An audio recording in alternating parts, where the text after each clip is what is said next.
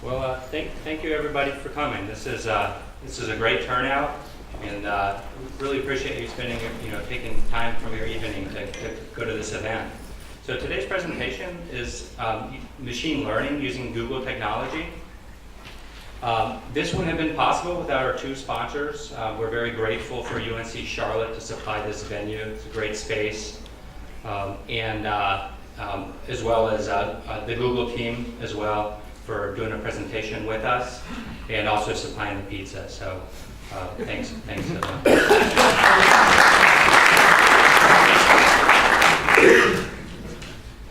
So the agenda for today, we'll spend just a brief amount of time talking a little bit about our group, the machine learning group, and some upcoming events we have. And then we'll pass it over to Google for some really cool demos on using machine learning on the Google Cloud. And then the second part of the presentations will be the machine learning group. We took part in a vision contest, and we used Google technologies, Kaggle and Google TensorFlow, and we'd like to share what we've done there. And then finally, we'll do question and answers at the end. We'll probably have 5-10 minutes for that. So we're the machine learning group. That's our website at the top. For those of you that haven't yet registered, there's a contact us link on the website. So we're a free group. We're open to absolutely everybody, regardless of skill level. And our mission is to inspire, advance knowledge, and promote machine learning within our community. We do this a number of ways. We do presentations roughly about once a month. This is an example of one. We also have a big hands-on aspect where we do a lot of group projects. In fact, this presentation, the second half of this presentation, started off as a number of group members that wanted to take part in a data science competition. Really got together and submitted something there and learned, and then it eventually turned into a presentation. And lastly, we're a community of machine learning enthusiasts for networking and improving skills and getting to know one another. We have two more events in 2017. We have one coming up towards the end of November. This is actually a rerun of an event that we had last month, and this is how to build your own machine learning car. It actually uses a little $35 computer called a Raspberry Pi 3, and we put Google's TensorFlow technology on there. This is a little bit different than last month, though, that we're hosting it at the Charlotte Makerspace, which isn't far from here. I think it's, I don't know if Ben's here. I think you go 1 North Tryon Street, which is exactly across from Amtrak. Right across from Amtrak. So I think it's only a couple miles away. It's a cool site. And the benefit of building a robot there versus our other sponsor, which is the Charlotte Mecklenburg Library, is they have a really cool electronics workstation. They have 3D printers, all sorts of neat things. And then lastly, our event in December, the final end of the year, is on OpenAI and deep reinforcement learning algorithms, on how to build an algorithm that learns to play a video game all by itself without knowing even the rules of the game.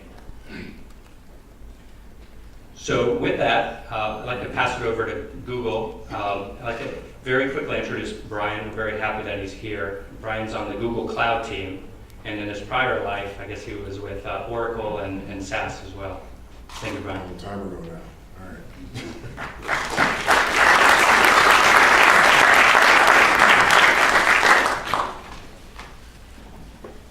I'm going to hand you this back real quick.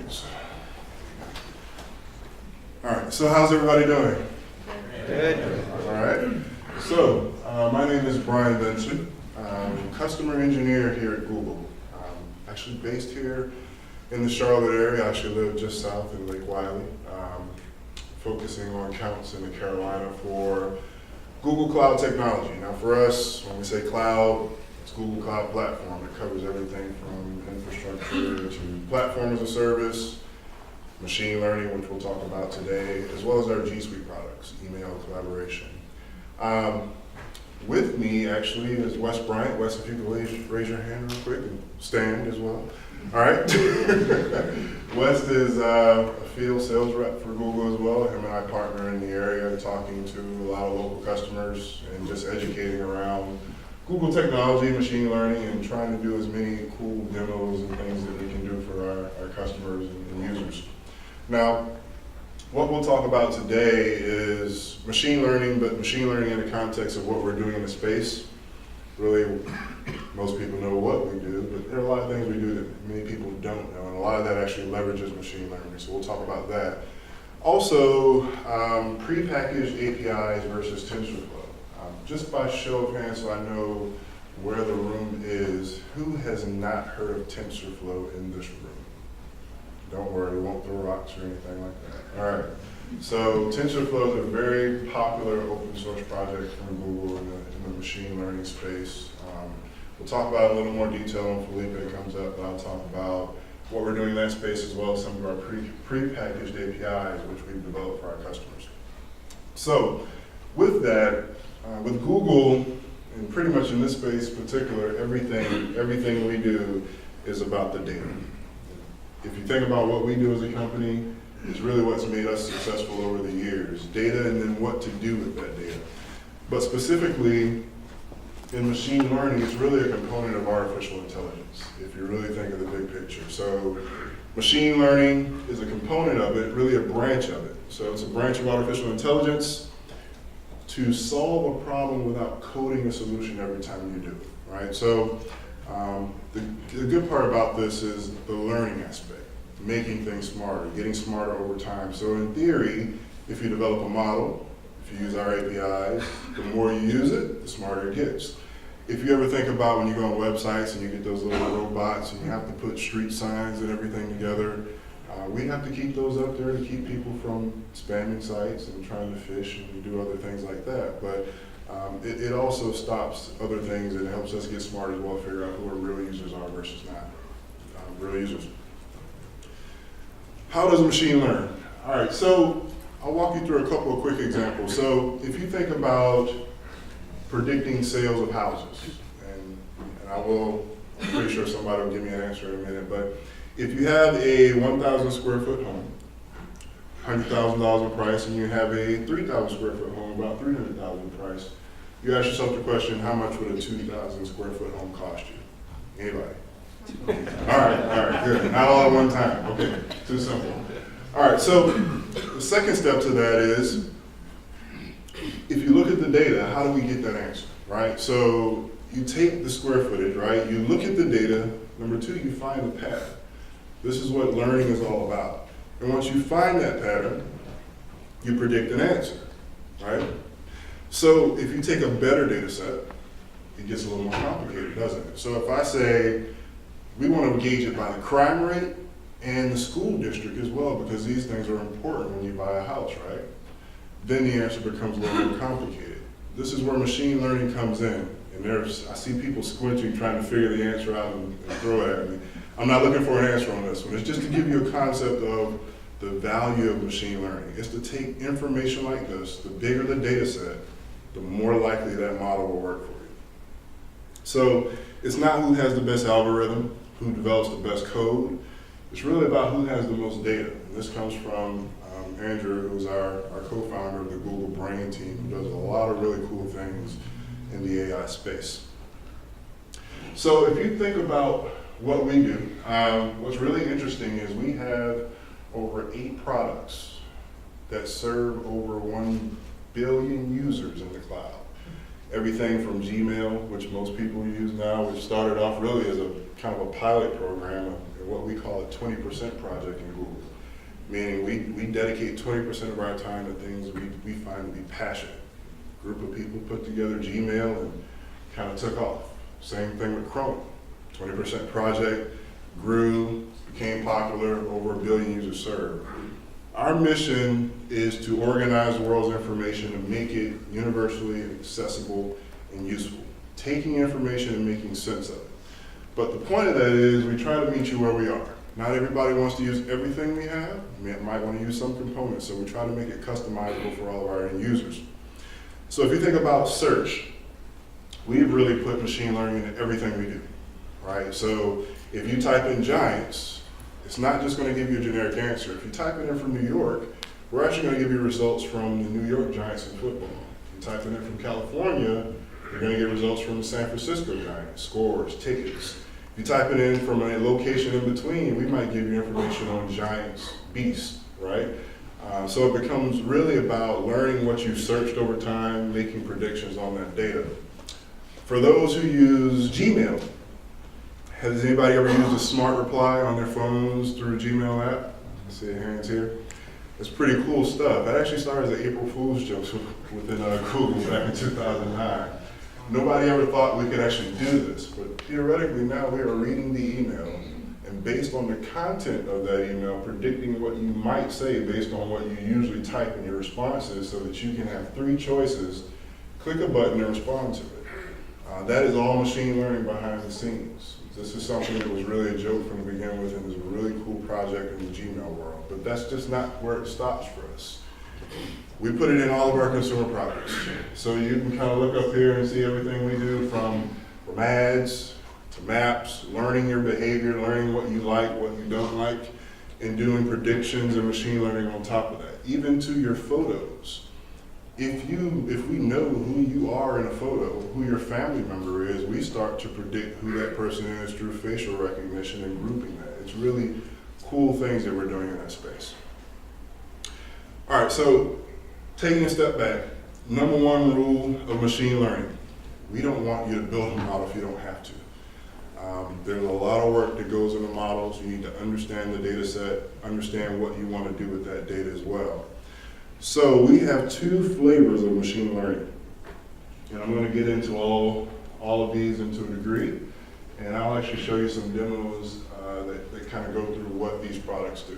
So TensorFlow is for developing your own models. You write code, you develop on-prem or in the cloud, whatever you want to do, but you have complete flexibility of how you want to build your model. On top of that, we have a machine learning engine. Runs in the cloud, can run on-prem as well, but allows you to do some things that are predictive where you're still building it. It's still custom, still code, but it kind of gives you a head start in the realm. On the other side of that, you'll see what we have is our pre-built APIs. Now, our pre-built APIs go from everywhere from vision, looking at something and assessing what that might be, back to my Google Photos analogy, speech, natural language, translation. The point of these APIs is to simplify what you do, right? So we can take an API, you don't have to write any code. And I've done a bunch of these demos that you'll see in a few minutes here, and I wrote 0 lines of code except for some functions in JavaScript. But the point is, I'm calling an API, I'm incorporating it into an existing program and taking advantage of machine learning without actually having to know TensorFlow and develop the models. All right? Any questions before I move on to the next topics? All right, good. All right, so start with the Vision API. Now, many of you probably are familiar with Google Photos. So we do object recognition. We can also do facial sentiment, meaning I can look at a photo, I can upload a photo to the Vision API without writing code and assess, is this person happy? Is this person sad? What are their emotions? How are they feeling? I can assess if they have headgear on, what color their clothes are. I can actually read the text that might be imprinted on their sweater or their shirt. That's the value of the Vision API. It's to look at something, assess it, learn what that might be, and then provide some value. It can also do things like detect inappropriate content, meaning if there's blood, is it medical? Is there something around it that might be dangerous or a spoof? We can look at that and assess that and give a score as well. So, I said I'd show a few demos. For the first one, I'm actually going to pull up the Vision API, and this is on our website, so if anybody ever wants to go try this out, it's cloud.google.com/vision.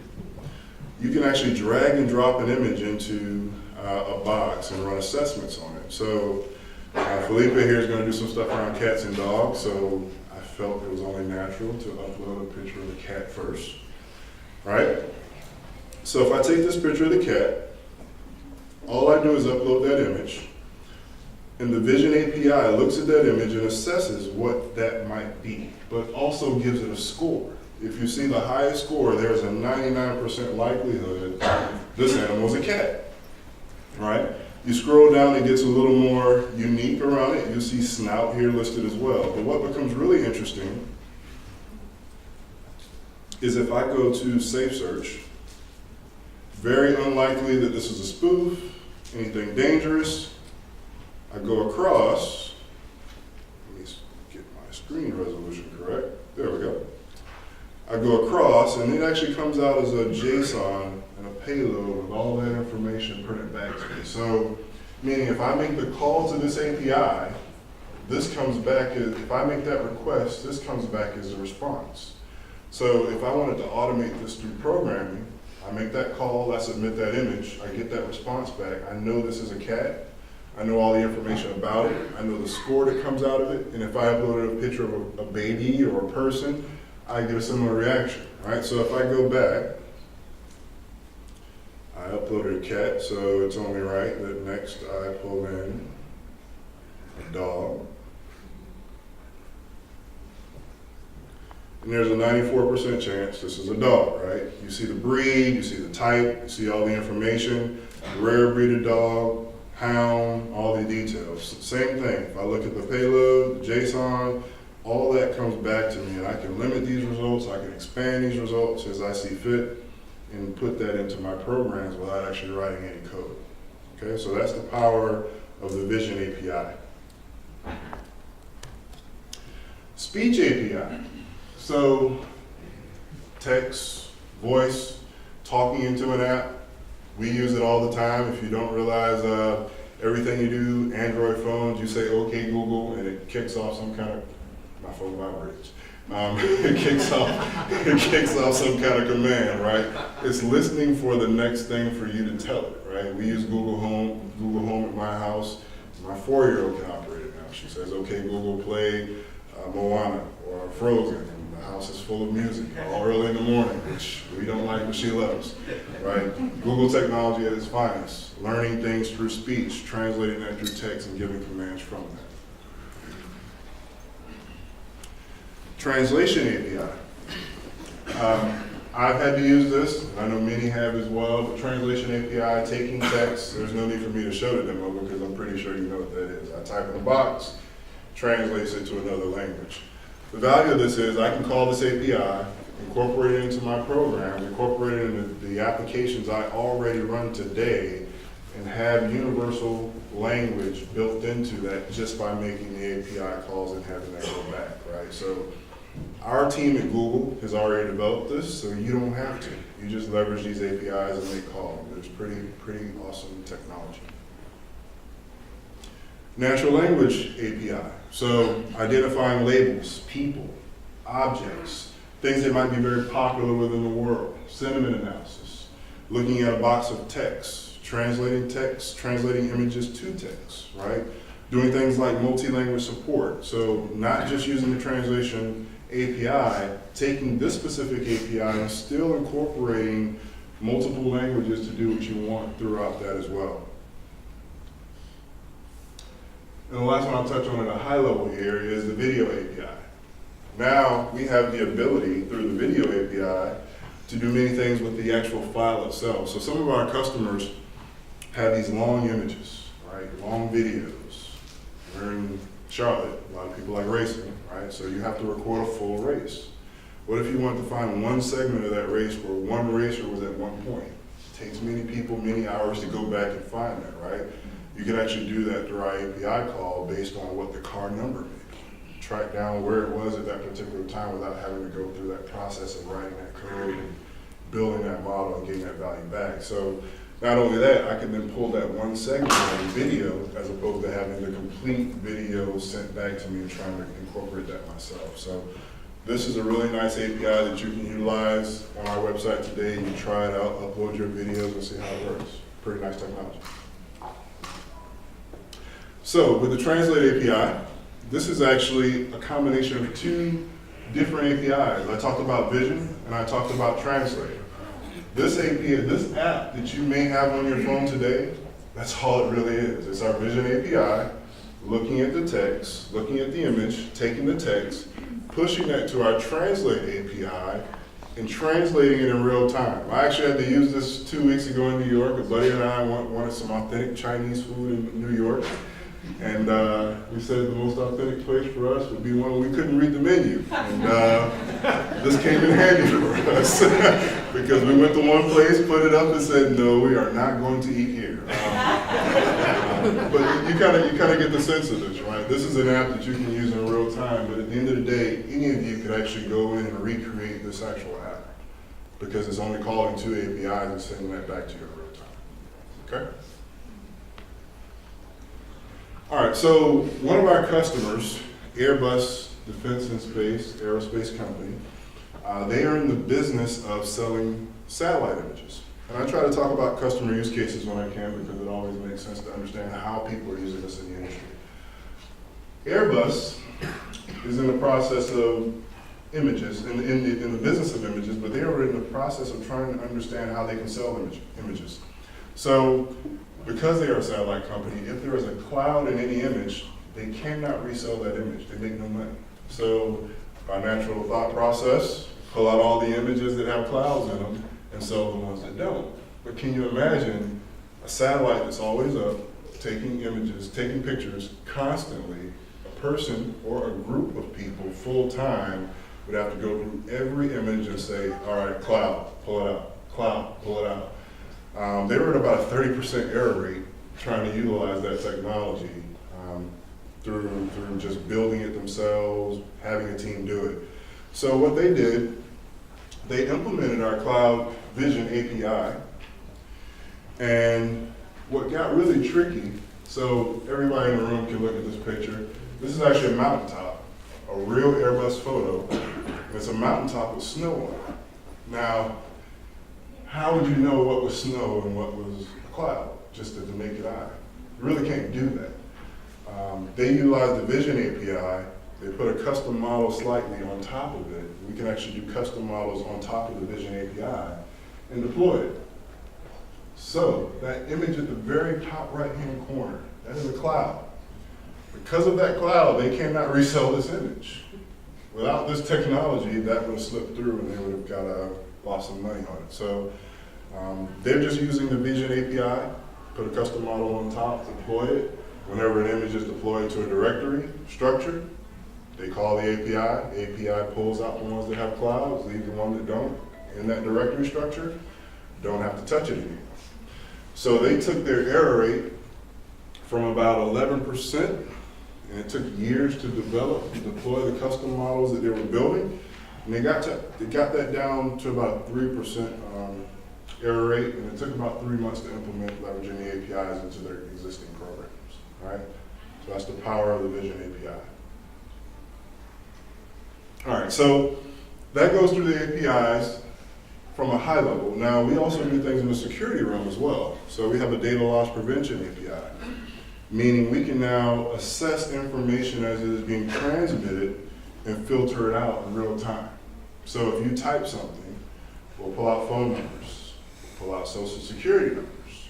Anything that's PCI relevant, we can actually pull that information out, and it's an API call. So for our G Suite customers who use Gmail, they can leverage this API. So if I send my buddy Wes Bryan over here an email and put my credit card information in, this API would actually filter it out before he got access to it, before it went across the wire. Right? Real-time access to information as it is being transmitted and changing it. So as I'm typing in a box, whatever the case is, in real time, I'm assessing the threat value of that from this API here specifically. So you'll see at the bottom, as you type the numbers, it's understanding this is a phone number, filter. This is social security number, filter. Credit card, let's filter that information.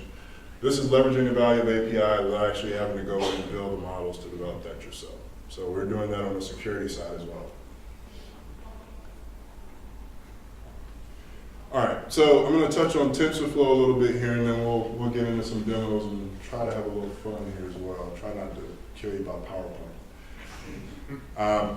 So TensorFlow, this is what we use internal to Google. We've been using this for years. Powers over 100 Google services. We've developed a lot of models. We have a Google Brains team. We have a data lab where we bring our customers. We have a lot of data scientists that I get on calls with sometimes, and they honestly make my head hurt after about an hour. They're really sharp people and build some really sharp models. TensorFlow specifically is something you can get started with today. It's the most popular framework on the GitHub today by downloads. So this was developed by Google. We released it to the open source market to develop models for our customers. You can go out there and utilize TensorFlow today. Felipe, I think you're going to show some pretty cool stuff you did. He's been pretty modest, but what he's done in his Kaggle data set is pretty amazing. TensorFlow is kind of how we do the model development when you're not leveraging the APIs. Now, the difference with that, TensorFlow is not something that's a cloud-specific project. You can actually run TensorFlow on-prem. You can run it in your data center. You can run it on your laptop. You can run it on CPUs. You can run it on what we call GPUs, which is sort of a faster way to run it. Within Google Cloud, we have something called a TCPU. And you can only run this within Google, so this is why a lot of customers run their models on our cloud platform. But it's about 9x faster than what you would get from GPU performance trying to run it on-prem or on another platform. So we give you speed. You can actually go out, test on it, train it, develop your models here as well. So there's a lot of value we try to provide our customers by leveraging our technology in our cloud as well. So with that, we'll hope this doesn't go too bad, and I'll show you a little demo here. So let's get into it. So the first one that I'll run for you is actually going to go across a bucket. So in this bucket, I have some cats, some dogs, tiger, smiling baby, and I'm actually developing this in functions. So anybody in here familiar with Google Cloud Functions by any chance? Oh, one hand, you are awesome. Anybody familiar with AWS Lambda? More hands.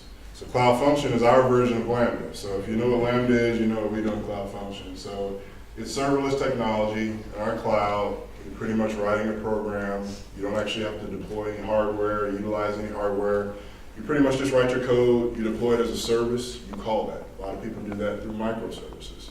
I developed a very small function. It's all based on JavaScript to call our Vision API. That's all it's doing. So I'll show you the code. I'll show you what it's doing. I'll actually show you the images, and I'll kick it off in front of you. So the first thing I'm going to do is kick off the function. So it's just a call out to my function called dog or cat. I was not very creative in the naming of this. And you can see as I submitted, it says the request was successful. So just as that request was sent, I got a response right back. So with that, it's actually what that code is doing. It's running a scan through this file directory, which I supplied it, and it's looking at every image. You see the cat, you see the dog. I wanted to confuse it a little bit, so I put a lion in here, right? Is a lion a cat? See if it can figure that part out. I also went a step further and put the Lion King. You know, let's see how smart it really is here, right? In this case, Simba. I put a smiling baby, nothing to do with a dog or a cat. Let's see what results we get back.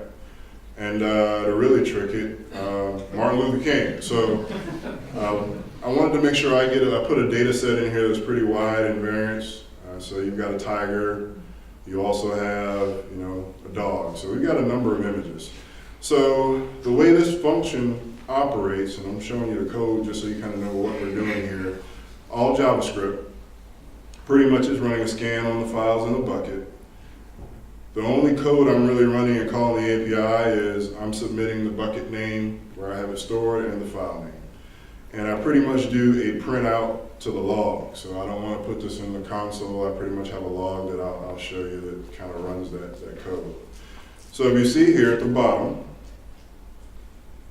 when it ran it, dog 1 is a dog 2 is a dog, Martin Luther King is not a cat or a dog.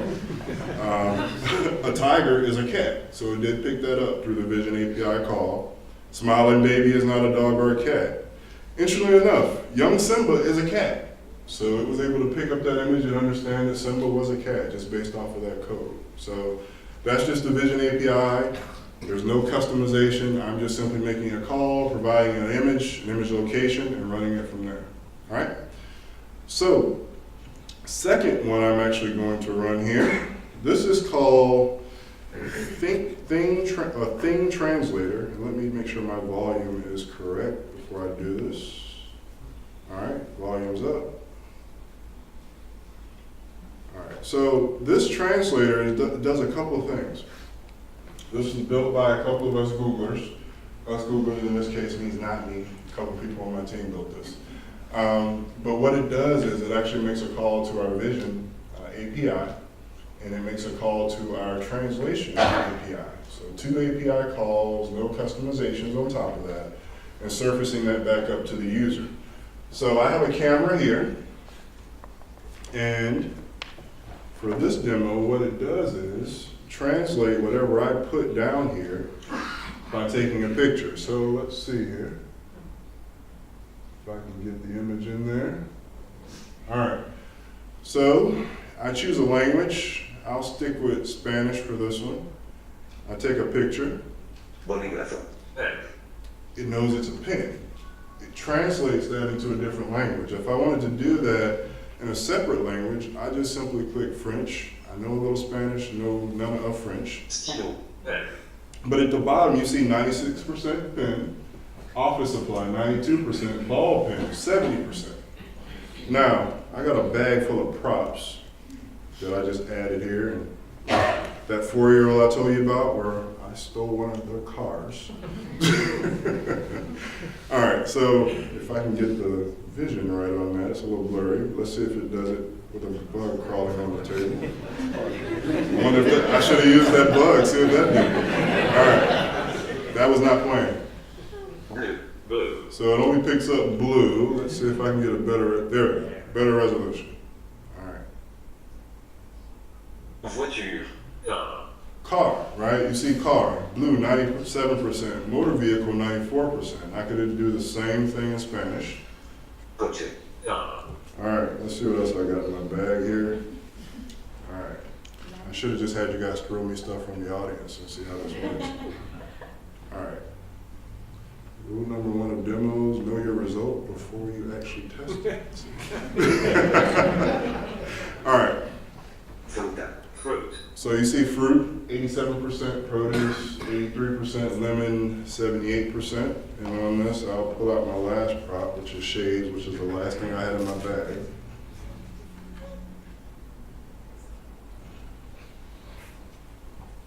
Gafas. Eyewear. And I could actually translate that to multiple languages, right? So the translation API Eyewear. makes the call in different languages.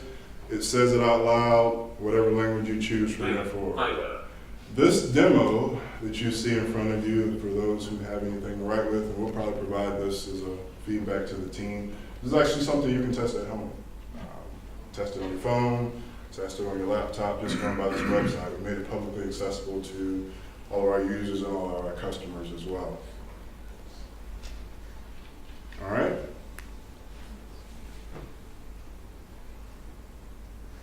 So, as we kind of wrap up there, last slide here, and we do everything in Android, so that's an Android version of myself.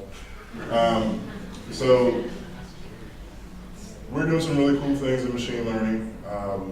By no means am I a TensorFlow developer. I've been doing this for quite some time on the Google platform. It's pretty cool stuff by leveraging APIs that we provided to our customers. With that, close to time here, but I'd like to just have some Q&A. So any questions from the team? Yes? 2. 1, is the heart of this presentation available on the internet? Not on the internet, but we can provide it to you. All of the stuff that's here from a content perspective, if you go to cloud.google.com, documentation's all there. Second question, you said the thing about the race car, Mm-hmm. and obviously that's 3 or 4 hours worth of videotaping. Yes. could it pick out the second crash of car 41 in the third turn? With some customized training on top of it, yes. That's very specific. What it does really well is identify segments that you specify based on what it's looking for. You say the second crash, it can assess the second crash. You said the second turn on top of that, right? So that stuff it'll learn over time. So initially, maybe not. Over time, it'll pick that stuff up. The key with the APIs, honestly, the more you use them, the smarter they get, especially with your data sets. Yes. So how would you know the difference between the program needing to just simply acclimate over time so it learns what you specifically need simply by using it more compared to, okay, we need to actually add more code on top of this because that's what our problem requires? That's a good question, and that gives me an impromptu demonstration. So we have something called a custom vision API. You use our vision API, specifically this is vision, we do it in other areas as well. This is alpha for us, so we haven't gone GA just yet. You leverage our vision API, and on top of that, you tell it what you're looking for. Specifically, if you have something for your business, for your use that you want, you build it out. So you create labels. And this one, I actually created one that says, is it a dog or is it a cat? I wanted a very simple model, right? I uploaded 4 images. I think they might have been all cats, so not a lot of variance in that. But you can see here, is it a dog or a cat? It gives a percentage for each one, right, as you scroll down. Now, the key here with this custom piece, you pretty much go in, once it loads, you go in, you define what labels you want to identify. You could actually do this with facial recognition if you had people that you were looking for. You train it. So for each label, we want you to upload at least 2 to 100 sample images so it can learn what it's looking for. For this one, I only did about 5 to 10, so it's obviously you can get a lot smarter. But you give different images, different samples, you upload them here, you click train, it builds that model, tells you the API to call, and you're using all your code from there for it. But that becomes your API on top of Vision, so it learns a little better. All right, this is something that we've been working on because we're hearing what customers are asking for, very similar to your question, and this is a way for us to provide that. All right? Yes, you. You mentioned it's tested against massive data sets. Is that big query data, or is that? It can be. So I didn't mention that, so that's a really good question.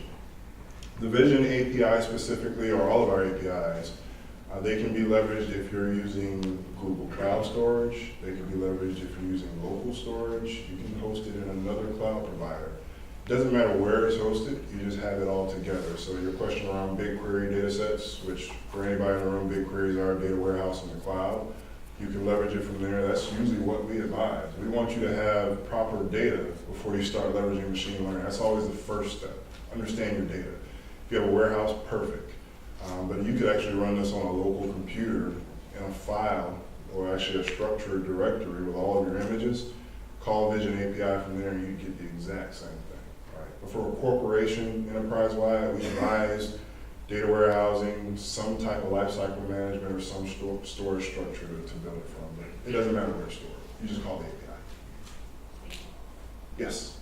I'd like to apologize if this is outside of the scope, but there's generative adversarial network scans that have become really popular in the machine learning world. A great example that was released like last month is they took a video of Obama giving a speech. Using just that video of speech, they created a completely fake speech that was able to trick human beings. Phenomenal, but obviously really scary in a way. Very scary. It's disguised in political climate too. It was really provocative. It was awesome. So I was just wondering, there's a lot of effort going into training data sets and deciding if it's a cat or a dog. And the point of a generative adversarial network is just to fool the network itself into creating something convincing. How much research and development is put into finding out if things are created by a machine learning model rather than deciding if something that's present in real life is what it is. So, i.e., could we figure out if a speech by Obama is fake or not? Or are we not going to know in the future? That's actually something you could build. We don't have an API for it. But yeah, to answer your question, it's something that could be done. Now, for your specific example with the Obama thing, we would have to understand how he speaks, what his mannerisms are, and run comparisons. That can be really tricky, quite honestly. So it's something that have to be developed, and it would take some really bright minds to do it. I had not heard of that. Where was this done? I'm not sure, it might have been Stanford. Stanford's like, Yeah. they're great fellows about this kind of stuff, but if anyone like looks up YouTube, GAN, G-A-N, all caps, and an Obama speech, it comes up, and it's like, totally flip on perspective on everything. It went from like training and deciding, identifying objects like you've been talking about, to like thinking of what the future of all this stuff looks like. Because now in theory, you could take all this machine learning, all this great training that we've done for you, and create a cat. That is true. And we have no way of knowing if this cat ever existed. I mean, that's not a big deal, but like the Obama thing, or like, and then the news, just the way they approach things, is we believe whatever we hear first. Yeah. If it's something like a shooting, if someone falsified video evidence of it and just showed it to us, we wouldn't have time to find out if it was real or not. There's no community of people that decide that or tell us otherwise. So that has some implications that are pretty big, a lot bigger than a cat or a dog. That's pretty interesting stuff. I like that. Are you a student here? No, I work a couple miles away at Heartland Commerce. All right, I like the way you think there. That's pretty interesting. But to answer your question, we haven't done that to my knowledge, but I'm actually going to look that up because I had not heard of that before. One more question before we move to the next topic. I know we're running out of short time. You have one back, please? If I had 100,000 pictures, and I wanted to put labels on them, how much training would be required to accomplish that? Training to accomplish it, none. So you would So I actually, could run the API over pictures and actually produce a label. it would produce multiple labels for each image, and from there you figure out what you want to do with that. So by default, we do a max of 10 labels. You can actually change that default number. So you say, hey, I want 15 labels per image, and return that back. You store it into a file, a database, BigQuery, whatever the case may be, however you want to store it. And you've got a label assigned to every image. That's just an API call against a directory structure, which you could do tomorrow without writing a ton of code. All right, so with that, I'll be around till the end as well, so if anybody wants to talk to me afterwards, feel free to catch me on the side here. In the meantime, I'm going to turn it over here to Felipe.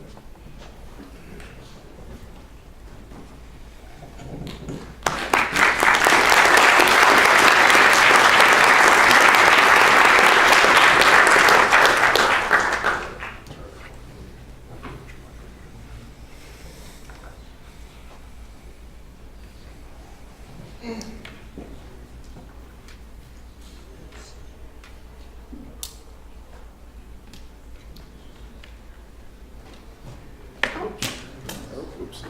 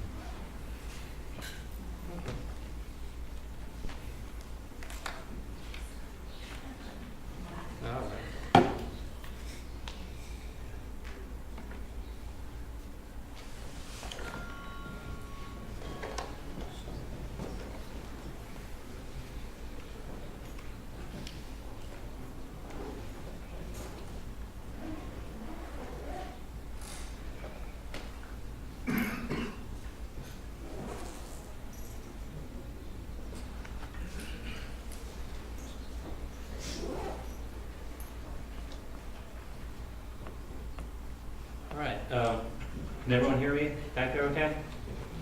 Thank you very much, Brian.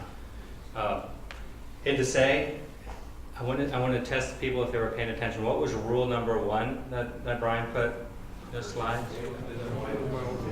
All right, so I never saw the slides ahead of time, but I can safely say we're definitely breaking his rule number 1, because that's pretty much what the second half of the presentation is.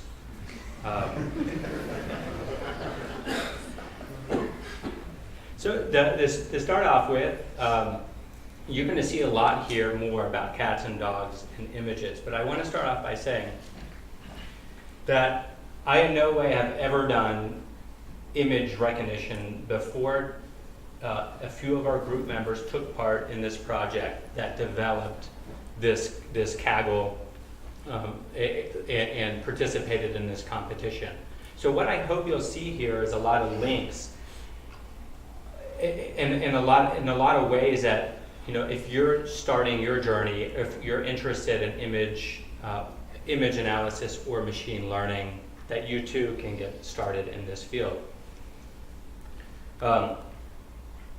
So cats versus dogs. So we're going to talk about a competition that Kaggle came out, and the idea is very simple. Take any image of a cat and dog and try to classify it as either a cat and dog. If there's any Silicon Valley fans out here, it's a little more complicated than hot dog, not hot dog, but only slightly more complicated. What I realized is I'm not a cat person, but the internet has there's a dog and cat craze, and sure enough, every time I see popular cat and dogs, Google's always popping up. So I don't know if it's at the heart of Google or not. This 2006 puppy versus cat video, 16 million views. Little puppies attacking a cat on YouTube. Yet it doesn't go away. A few years later, I think this was the #1 ranked on YouTube video. At least, I'm not sure if it's still ever, but it was #1 ranked for a long time, 78 million. And it didn't go away. In fact, just the algorithm just improved. So in 2012, Google came out with an algorithm that looks at YouTube videos and automatically classifies cats. And it's kind of cool because it's not using the technique that we're going over here. It's actually using an unsupervised learning technique where you don't actually label the video as a cat, as having cats and dogs. It automatically determines and clusters and finds those areas. So why is cats and dogs interesting? Here's a paper in Nature by some folks from Stanford. And they created an algorithm that's able to classify different skin tumors. But they started off with a network that was trained on cats and dogs. And what people typically do in something like this is they'll take a network that's trained on something else, they'll clear a few of the layers, and we'll talk a little bit about that, so some of the neural net layers at the end, and then they basically start training, in this case, different lesions on a network that has already been trained for something else. In this case, they actually started with a network that could differentiate cats and dogs. This technology is being used in healthcare a lot. The top example is being used for breast cancer detection. You'll learn a little bit more about Kaggle as we go on. The bottom link is actually a Kaggle contest. I think it was funded by the Biden's Cancer Moonshot project. But basically they said, can we get data scientists, the machine learning community to help healthcare and help try to classify lung cancers in a better way? And again, that's using the same technology. So it is more than just cats and dogs, and Brian had some other good practical examples for it. So what does supervised machine learning mean for image classification? The way I think about it, I also have a 4-year-old, and you teach the kids how to learn something. It's not rules based. So if I asked you guys, how do you tell a cat apart from a dog? We can kind of go around the room, and you guys can think of a whole bunch of rules and whatnot. But machine learning doesn't use that approach. That's kind of the traditional programming approach. Machine learning, it's all about data. You feed it tons and tons of data. So in this case, it's flashcards. But instead of passing it an orange, you pass an orange from all different angles, all different shadings, and so on and so forth. And the more data you have, the better it's going to learn. It's the computers for image recognition have surpassed humans in image recognition. I think there was a huge drop in about 2012 when we saw a huge performance with vision in general. And it's not necessarily just because the algorithms got better. A lot of the algorithms behind this stuff, like the neocognitron, that's the heart of convolutionary neural networks, has been around for a long time, but it's like a lot of things in the computer science field where it's that in combination with better hardware, and Google's pushing it even more with their TPUs. At the heart of what we're going to talk about is something called convolutionary neural nets, which is a type of neural network that's modeled after the human brain. A lot of people tell you it's not really representative of the neocortex anymore. But at the heart of it, you have one little neuron, which is the top right one. And the computer representation of a neuron is typically a very simple mathematical operation. It's typically every neuron is a multiply and an addition, and you run it through one function. Where the power of these are, and where the TPUs really come in handy, is chaining these in silico neurons together in many different layers, like your neocortex. So there's generally two things that you do. You define what it's going to look like, which is the structure. You can call it the nature, the structure of the brain. There's many different setups, and we'll go on how you can set that up. And then once you have the structure, the physical structure, you got to train that brain, and that's where the data comes in. Whether or not you're going to train it with cats and dogs or race car tracks or something else, you got to that physical, how the neurons are connected, don't mean anything unless you pass it data. In this case, here's a bot we have on our Slack bot, and any of you can try it live.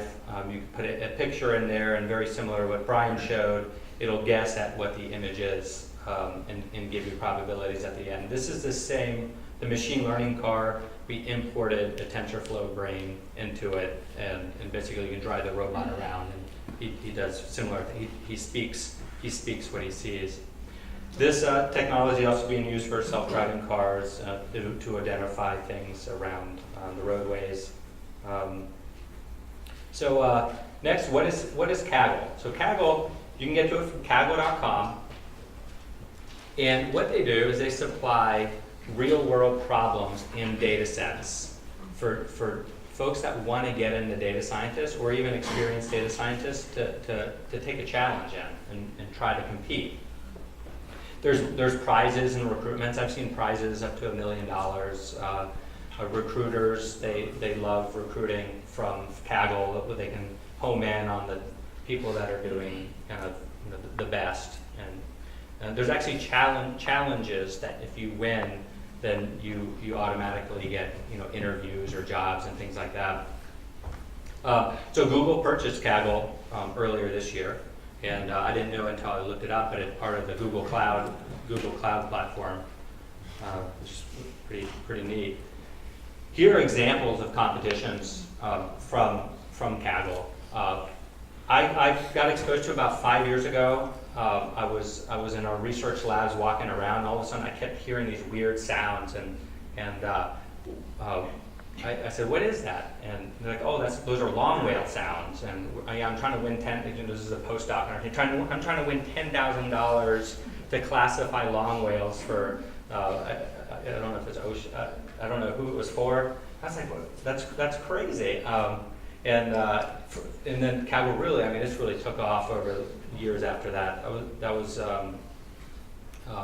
also want to say you don't have to use machine learning on Kaggle. Normally they give you challenges on hotel recommendations and things like that, but you can use other models or other analytical techniques if you want to solve those problems.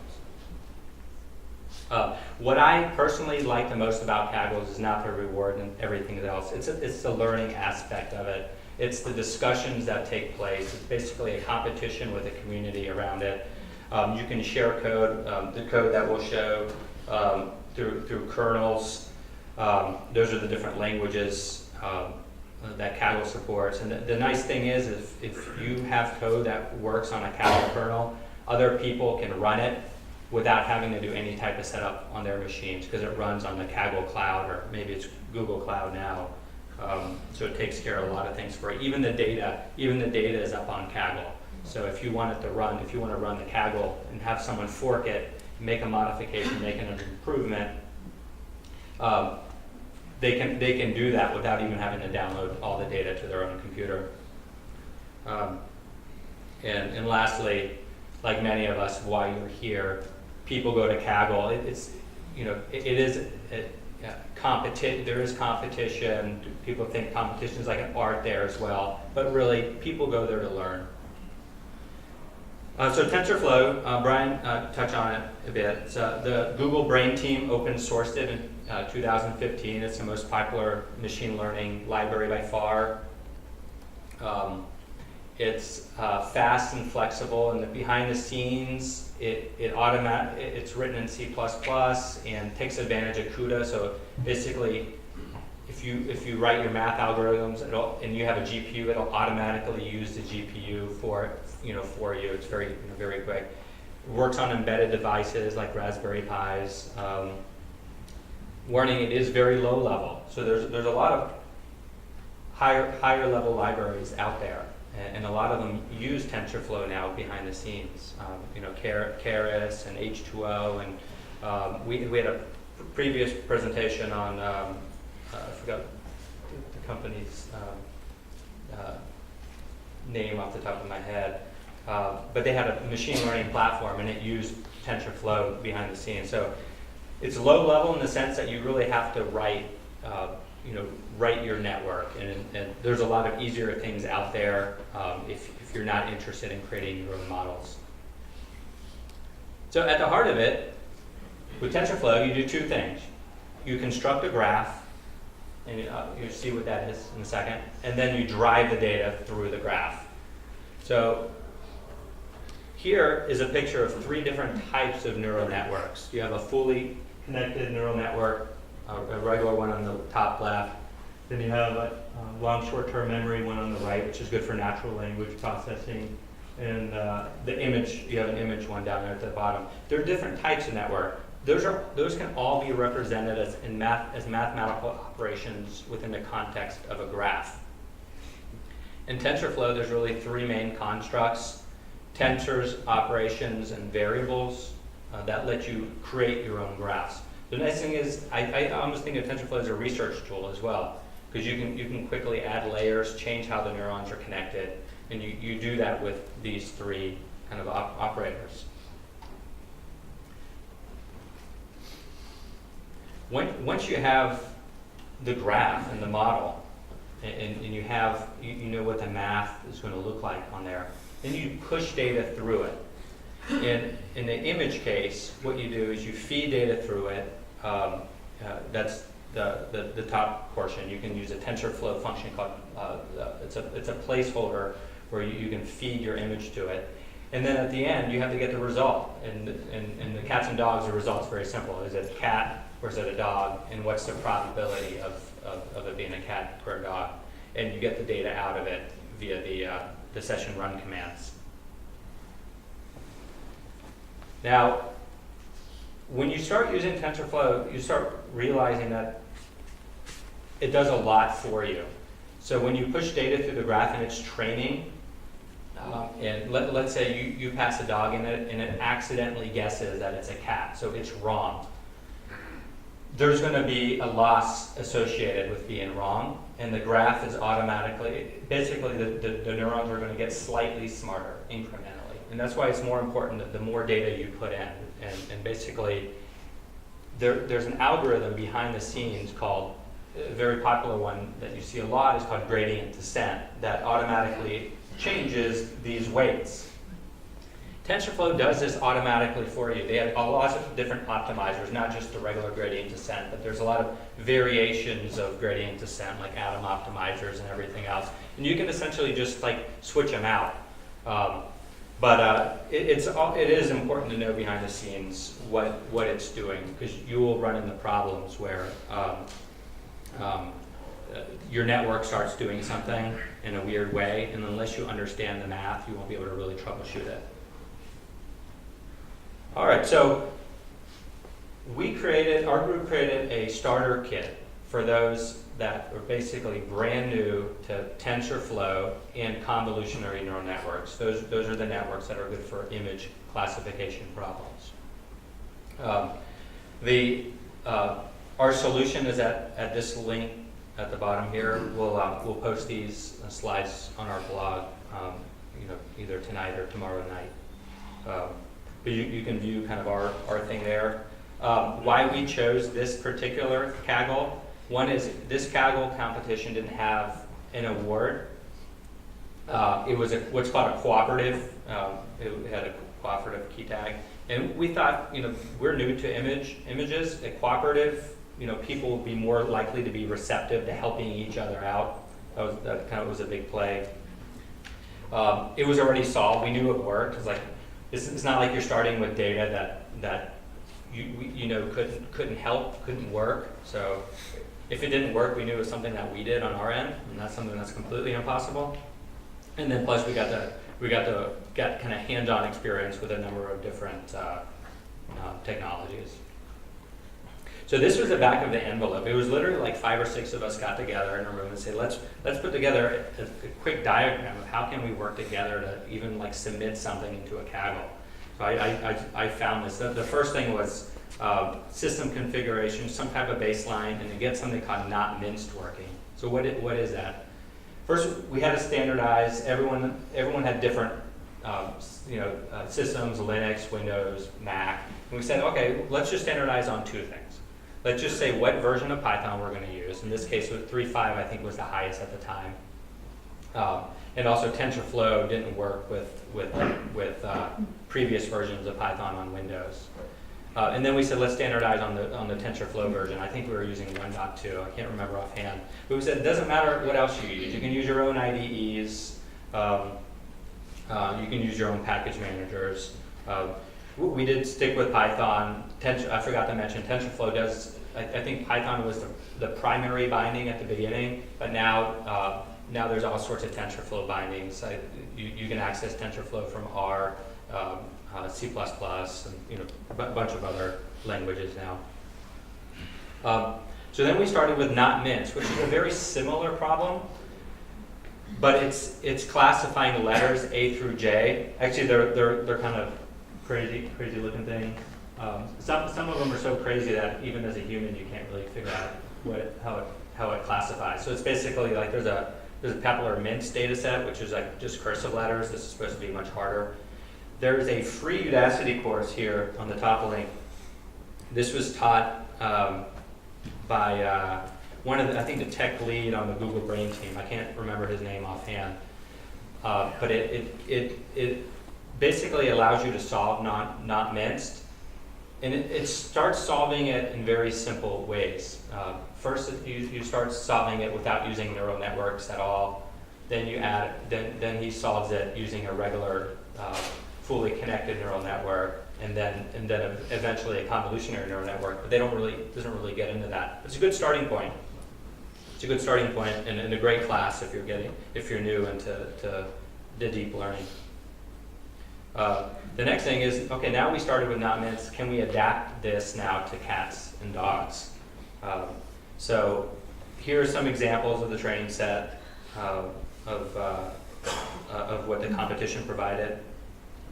And the heart of the competition is they gave you a bunch of images, and I think they broke it down to even segments.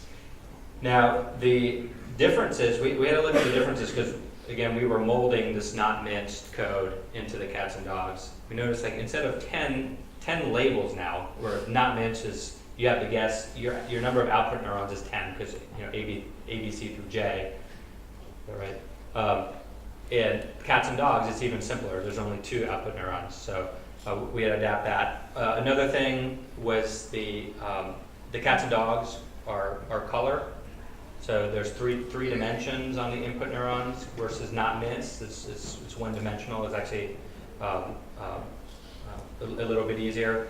But the hardest thing probably was the size. Not minced can run on very quickly on any, even a machine 5 years ago, where cats and dogs, the images were quite a bit bigger, and we had to figure out what was the right size to resize the images to, and things like that. So at the end of the day, and it says fixed for a reason, I'll go into that. When the competition ended, we were the hottest. We were literally the hottest kernel on Kaggle for this competition. They don't really tell too much about what constitutes a hot kernel, but we had 153 people fork it, so they basically take this as a starting point, you fork it, and then they make improvements to it. A lot of comments on it and upvotes. But I really, the important thing here is that's not how it started. It started with creating a kernel. Basically, we submitted source code that everyone can view and comment on and for. That didn't work. It was no better than a flip of a coin. And we said, help, this is supposed to be a collaborative Kaggle. And sure enough, with a number of suggestions, we got it up to over 72% accuracy with and a lot more suggestions on how to make it even better. And then lastly, then we really started. It started really helping the community, and we started giving back to the community in that case. So this is where we have a few slides with source code, and it's more technical. But I'm not going to talk about line to line how the source code works. Just when we look at a block of code, I'm just going to talk about high level of what's the purpose of that code. So what we did here, so the cats and dogs example, is we start off by creating the graph that we talked about. Then we basically prepare the data, the data that we want to train it with, and then we feed it through the network, and we evaluate the accuracy. We're not doing anything fancy for evaluating accuracy. We're not doing cross-validation or anything like that.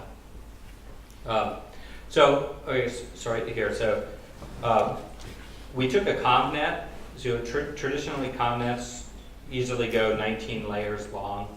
And we said, let's just, this is a simple problem. We don't need something that large. We want it to work on our MacBook Pro. So let's just cut it down to three conv layers instead. And we'll talk a little bit about the layers.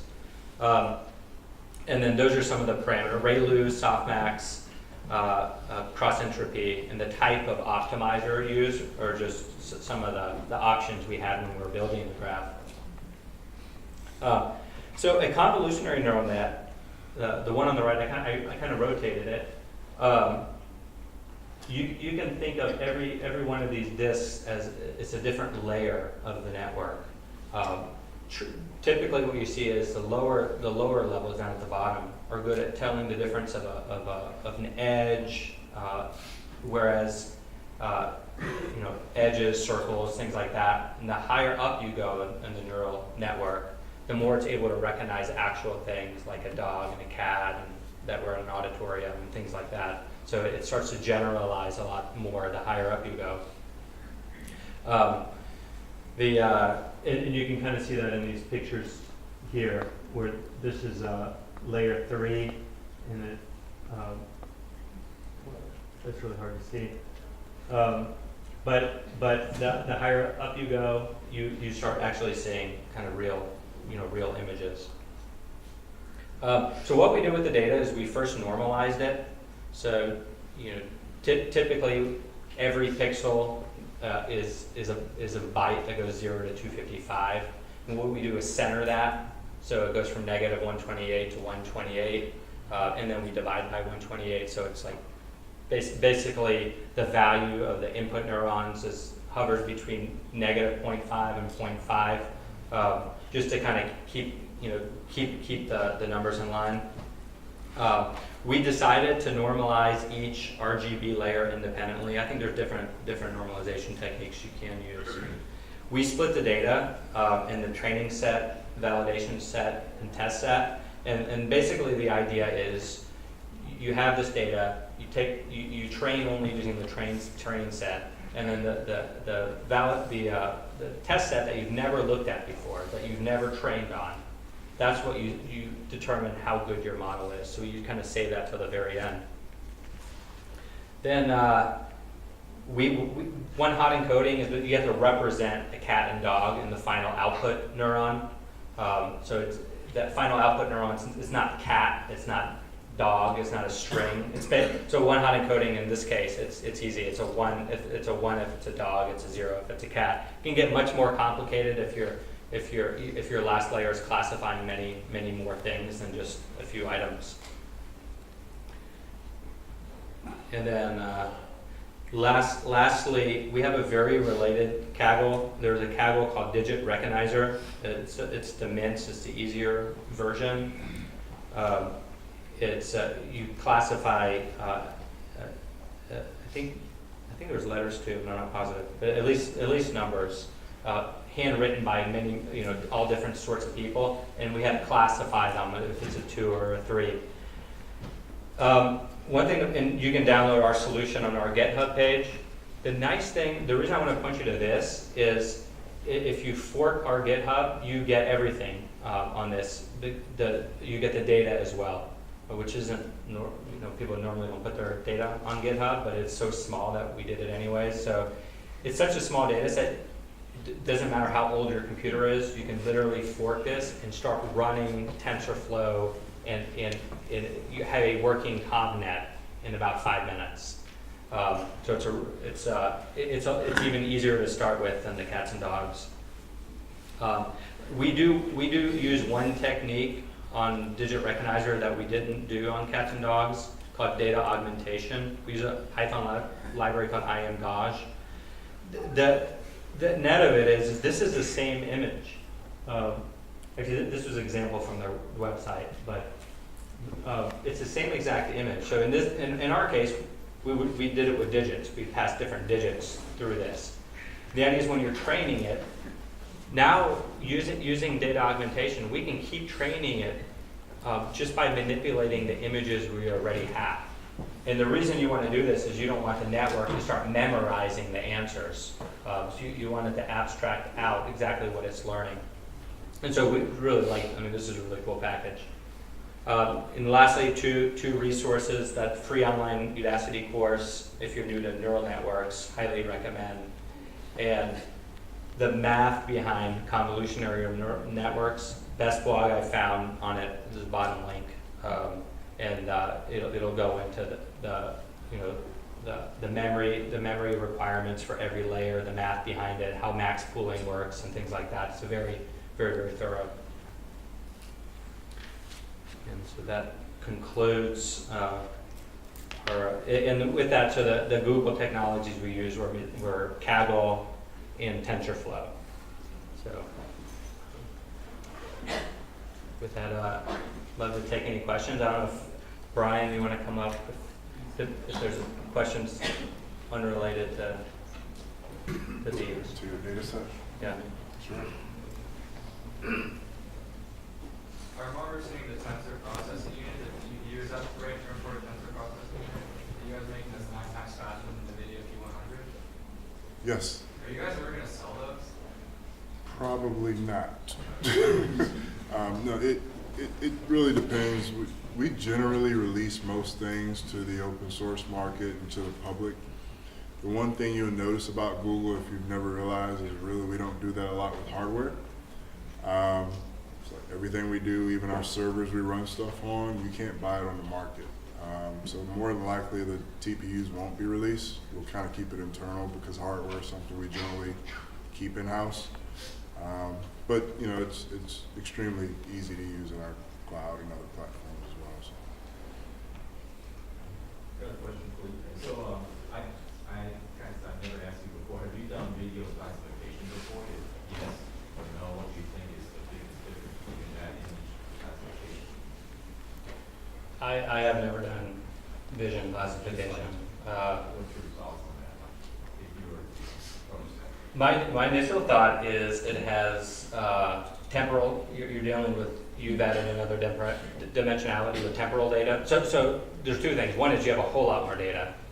I think that's more the obvious thing. But then you add a temporal dimension. So I think if I were approaching images, I don't think you only want to use a convolutionary neural network. You want to start looking at like recurrent neural networks as well, and combining the two, because that what's in the temporal, like what slides come before, what frames come afterwards, start becoming incredibly important.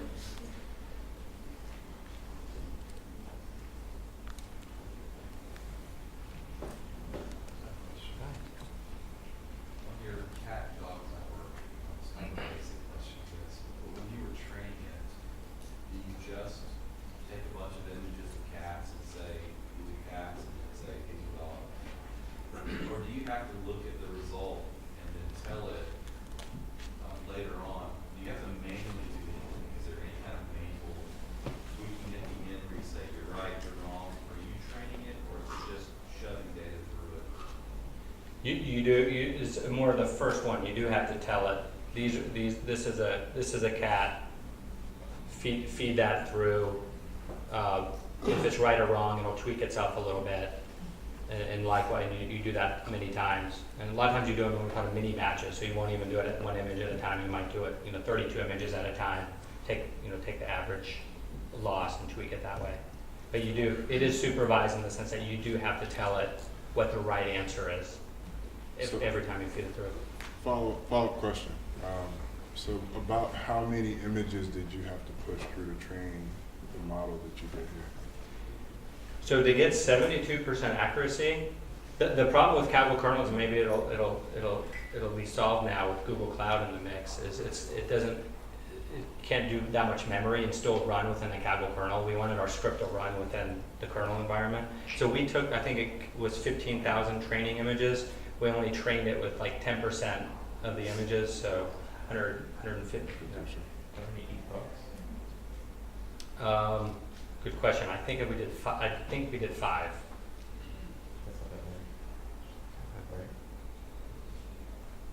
And there's a lot of things we didn't do as well. There's actually a laundry list of things that we put on that could improve it, that we wanted other group members to. So the whole thing was just training on the Kaggle kernel cloud thing?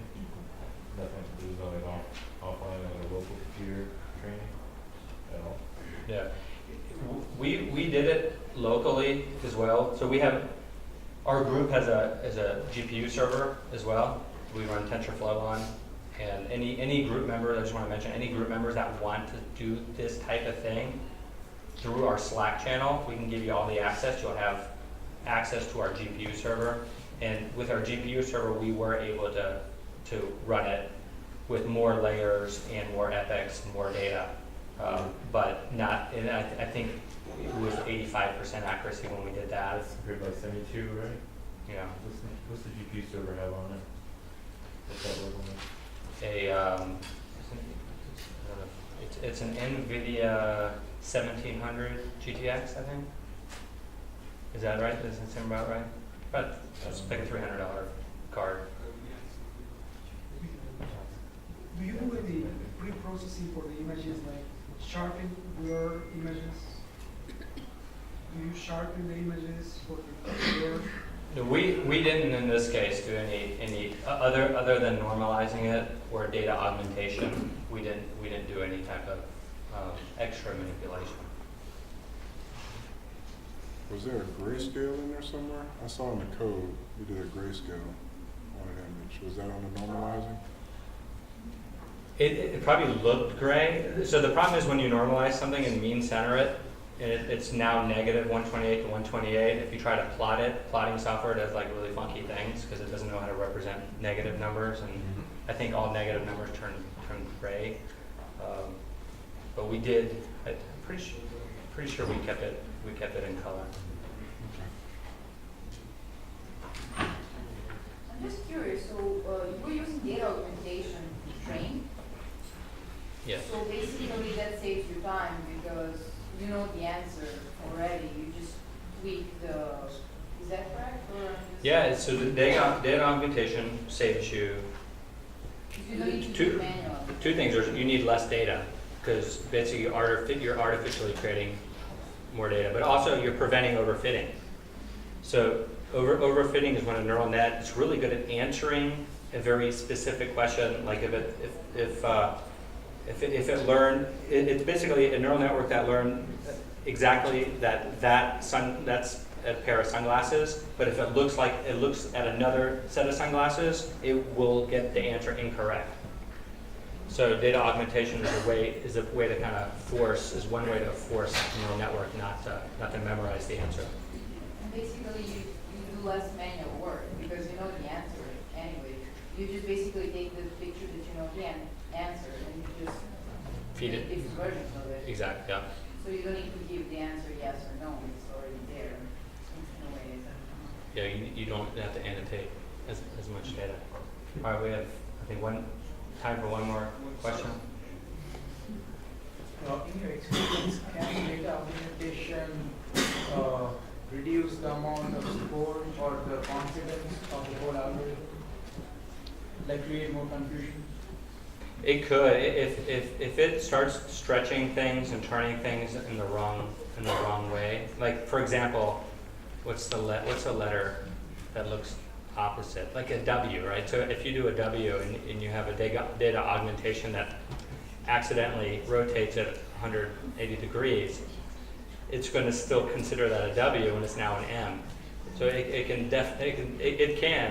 can hurt as well. So you have to kind of know what you're doing. I want to thank you all for coming. I'll hang around for a little while. I think Brian said he would as well. But thank you very much.